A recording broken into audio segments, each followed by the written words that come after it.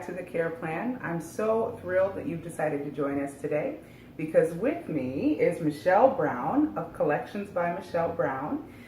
Michelle does a variety of things in her life, including being an LGBT activist, being a very talented poet, a speaker, a nonprofit and small business consultant, and I'll let her continue to tell the rest. But today we're talking with Michelle about her experience as a caregiver, her thoughts about caregiving, and looking towards her own future. So thank you very much for joining us. Well, I'm happy to be here. Can you start by telling a little bit about your radio show, about Collections by Michelle Brown? Well, you know, Collections by Michelle Brown, all the guests are LGBTQ or our allies. And we know that, just like me, we do all kinds of things. And as we do them, we touch communities and we touch people. And you know, we always say that when people know, people in the LGBTQ community, they get us, they understand, and then they stand up for us. So without always going and beating in the head like, you know, we're here, we're queer, get used to it. It's like to sort of talk about things, and I've had people like you talk about caring for elders and caring for ourselves. I've had disability activists. We are part of that tapestry of the world. And to recognize that what makes a tapestry beautiful, all these beautiful threads and colors, and that's us. So that's what I try to do and to bring up and to just sort of show people so that when they stop and they look at somebody and they recognize that they're the full personality, and say that how we stand in the crosshairs of our intersectionality, because I'm queer, I'm black, I'm a woman, I'm a mother, I'm a poet. You know, I could go on and on and on and on and on. But all of these pieces make me. Well said, well said. I think that what struck me when we had our conversations was your insights into the experiences of caregivers, and particularly LGBTQ caregivers. Can you share just a little bit about your own experience as a caregiver for friends, family? My mother died. I had my father. I had his sister. I had my mother's older sister. And they were all, my mother, his sister was in a nursing home already. My father had a number of health challenges, and he was not only mourning the loss of his wife of 50 years, over 50 years, he thought that he would go first because he had all these health challenges. And she was just the rock. Yeah. And then her older sister, you know, it was like, you know, well, I call Mary, and Mary comes and does it. So suddenly, you know, there it was. And I didn't realize what she was carrying and how she did it silently. And here I was. My sister was like, I don't know how to do all of this. You need to do it. And there seemed to be that expectation because I was, as they say, well, you're single. Okay, no, I wasn't single, but that lack of acknowledgement or recognition of the validity of my relationships. Well, you're single and you've done this and that, so of course. Right, you're the chosen one. Yeah, you got it. You got it, kid. And the one aunt who was in the nursing home, you know, well, when she saw me, she saw my mother. They look like my mother, you know. And, you know, my father was angry. He had thought that my sister would step up. And as much as inclusive and welcoming as my mother was, my father was not. So that was not his choice. But my sister wasn't going to. So he had to deal with me. And he was angry and going through mourning and loss. So it was just like, that wasn't good. You know? And her older sister, my mother's older sister, who was just like the little nanny, because although she was older than my mother, like she was like, I want to say like 16 years older than my mother, she had always been sickly even as a child. We called her the little nanny because she was little, and so she was used to people taking care of her. You know, my mother went and did the shopping and went and did this. Okay, and I'm still trying to work. I mean, you know, it's like, really? But there was that part of feeling like not only like honoring my mother, but that this needs to be done. And so let me step up and do it. Thankfully, you were able to. But I think to your point that your mom was the rock and that everybody relied on her, but she was somewhat of an unsung hero. I mean, she was just holding up the whole world for your family, it sounds like. So going from that to then you stepping into those shoes, were there any lessons that you have that you could share with people? Because I think that's how it feels for a lot of people, like caregiving is thrust on them, or that it happens in a moment's notice when somebody gets sick or when a parent passes. So what's some advice that you could give other people on how to survive and move through that process? Well, I think that there are some things, first of all, is to be aware of your family. Okay, I knew my mother I knew she was doing all these things, but to never sort of engage her in some conversation like, well, what does Daddy need? I mean, there were a whole lot of doctors, there were a whole lot of medical conditions that I had absolutely no clue about. Right. So to sort of know your family, I mean, sometimes we maybe just need to assess our family. So to look and say, like, who's doing what and who is going to step up, because and have a real talk with yourself. Okay, I could have told you, if you had told me back then and said, is your sister going to step up? I'd say no, but in that moment you assume everybody's going to rally around. So to have a real honest assessment of what's happening in your family and where you are, and I'd say also to be vocal about where you stand. Like, okay, well, if so-and-so can't and they're going to need it, I might be able to do this, I'm going to need help. I'm going to need help, and to develop that team. And then also about self-care and to have people around you and to be able to say that I have a really good network of friends who, when my mother died, they were there, they rallied around, because my mother loved all of us,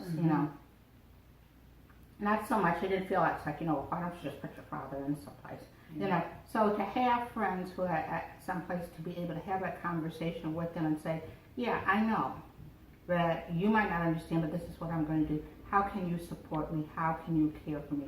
And I often tell people, there's nothing wrong with therapy.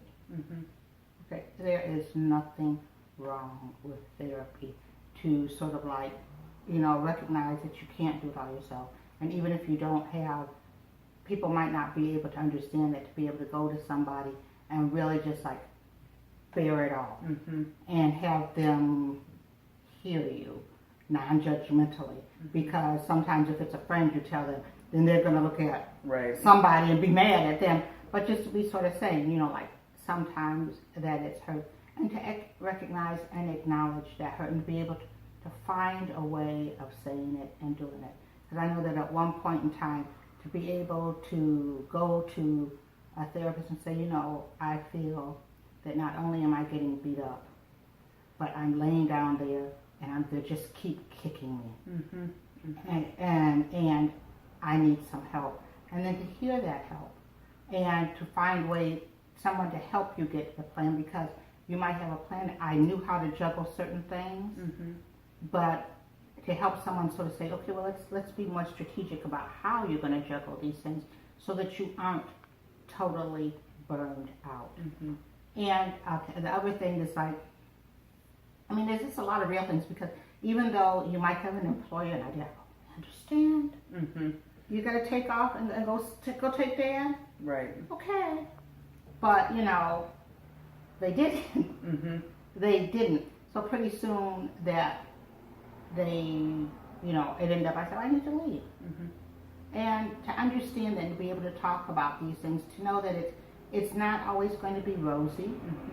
At one point, I had to call the police on my father because, like I said, he wasn't really happy with me being it, and he got very angry with me, and he decided, he was going to take us both out, and I just went out and called the police. And then afterward, to do that, to say, okay, now we need to have this conversation. Right. This is it. This is it. This is what you got. Yep. Listen to it. And I think that if you do these things, and if you have these conversations, and even with the most difficult, I tell people that there are some ways that it was a remarkable time, because after my father and I had our Come to Jesus talk, he got to understand what I was trying to do for him. There were ways that he got to try to sort of see me. And we were able to once again find that father-daughter relationship to where we loved and cared for each other.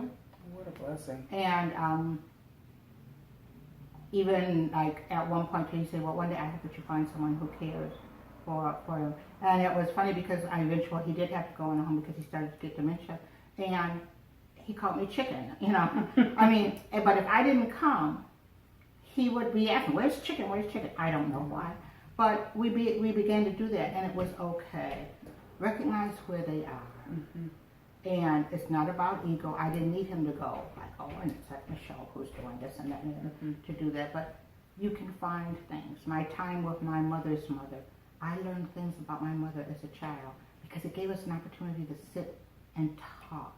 And she was just like the sweetest, most loving little lady who lived to be 94. Oh, and so she was able to tell me these stories, these huge, amazing stories that I never knew about my mother as a child. And even of my grandmother before they had come up here. So it's like a time that you can cherish, but you have to be gentle with yourself. You have to know what you can do. Get help. And that's what I often tell people, please get help, because, you know, we tend to want to, I understood how my mother did it because there was a period of time when I was just trying to carry it, and I couldn't. And, you know, and you have to have your team. Absolutely. You have to have a team. And sometimes your team is going to come from places that you least recognize it. And to break tasks down. Like, I had one nephew that little nanny drank a lot of water. She needed to drink water. She had to stay hydrated. And his job, and he was happy with it, was once a week he'd go and take a case of water. That was one less thing that I had to do. So, you know, be strategic about it. Break it down. Look at what, I mean, this is a job that you have to deal with it. And I'd also say that if you can't find the love,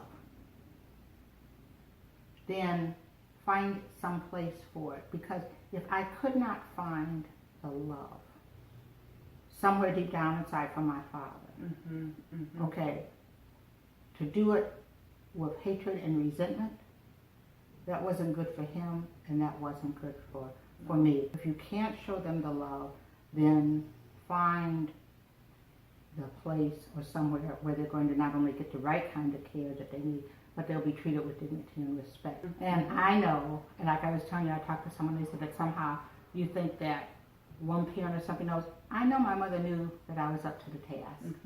And so I accept it. And now, having gone through it and done that, I feel good about what I did, and I feel good to be able to, when I meet someone who's going through it, and they're like, oh, I just don't know, and to sort of say to them, okay, you know, can I help, or this is what you need to do, or to sort of say, well, you know, let's get real about it. No, everybody's not going to, can you do it? And if you can do it, what do you need to develop? And to tell them that there's a way that you can have reconciliation.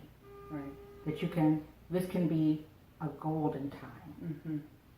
Absolutely. And that's what I looked at it as a golden time. Thank you so much, Michelle. Thank you so much for being with me today and for sharing all of that advice and all of that encouragement, because I think a lot of the things that you talked about, including the enrichment that can happen, that's something that we actually talked about in an earlier interview that I did with Jackson Stacy about how we can be made better and improved. And it sounds like the experience you had with your dad might not have happened any other way, that coming back together.